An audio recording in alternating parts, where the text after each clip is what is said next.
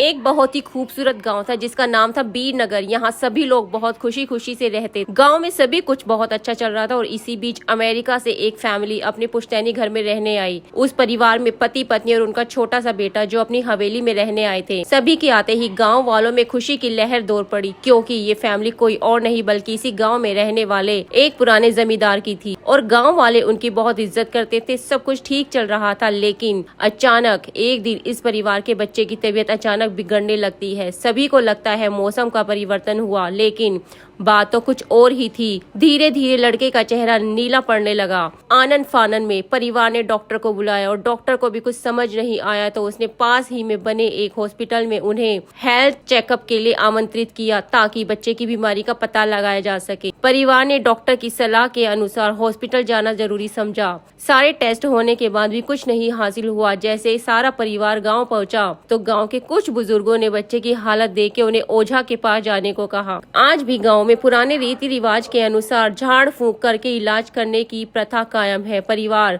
सभी सदस्य बच्चे के लिए ओझा के पास भी जाने को तैयार हुए। गांव के पास ही पहाड़ी में एक बाबा रहते थे जो कि काली विद्या में भी माहिर थे। जैसे ही उनके आश्रम की सीढ़ियों में वह बच्चा अपने परिवार के साथ पहुंचा तो ओझा जोर से चिल्लाने लगा, तू क्यों आई है? इतने बरसों के बाद भी तेरा बदला शांत नहीं हुआ। ये सब सुन के बच्चे के माता पिता और गांव वाले दहशत में आ गए।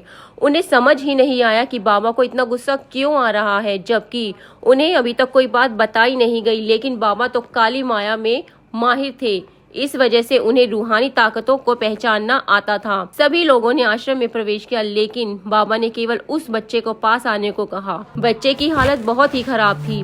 उसकी आंखें लाल हो चुकी थी, उसका शरीर नीला पड़ गया था और उसके शरीर का तापमान आम बुखार से कहीं ज्यादा था। ओझा ने विभूति उठा के बच्चे के मुंह पे फेंका। बच्चा जमीन पे लेट गया और जोर जोर से हाथ पैर हिलाने लगा। किसी को कुछ समझ नहीं आ रहा था कि बाबा की विभूति से क्या चमत्कार हुआ कि बच्चा अपने आप जमीन पे लेट के ऐसी हरकतें करने लगा। तभी अचानक बच्चा अपने पैर की उंगलियों के बल खड़ा हो जाता है और बहुत ही खूंखार औरत की आवाज में ओझा को उसके पुराने नाम से बुलाया। अरे वो प्रेमनाथ, मैं तुझे नष्ट कर दूंगी। लड़के का ऐसा स्वर सुन के उसके माँ बाप घबरा गए। लड़के को इस अवस्था में देख के उन्हें कुछ समझ ही नहीं आ रहा था कि ऐसा क्यों हो रहा है।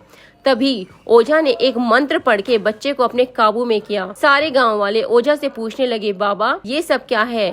ये बच्चा ऐसा क्यों कर रहा है? तभी ओझा ने बताया कि इसके अंदर कोई चुड़ैल आ चुकी है जो आज से 70 साल पहले चोरी के आरोप में जिंदा जला दी गई थी। उसे ऐसी सजा देने वाले कोई और नहीं बल्कि इसी बच्चे के दादाजी थे और वो चुड़ैल अपना बदला लेने आई है, क्योंकि वह गर्भवती अवस्था में जिंदा जली थी और उसके कोख में पल रहा मासूम बच्चा भी जल गया। इसी वजह से वह उस वंश बच्चे को भी दर्दनाक मौत देना चाहते हैं ताकि उसका बदला पूरा हो सके। ये सारी कहानी जानने के बाद उसके परिवार वाले ओझा के सामने गिड़गिड़ाने लगे और अपने बच्चे की जान की भीख मांगने लगे। तभी ओझा ने अपनी घोर तपस्वी शक्ति से मंत्रों के उच्चारण के साथ उस चुड़ैल को मासूम बच्चे से बाहर निकाल दिया और कुछ ही पलों में बच्चा सामान्य हालत में आने लगा। सभी को लगा कि सब कुछ हमेशा के लिए ठीक हो गया, लेकिन यह तो एक शुरुआत। अब उसके आगे क्या हुआ क्या नहीं होगा इसके बारे में अब कोई नहीं जानता।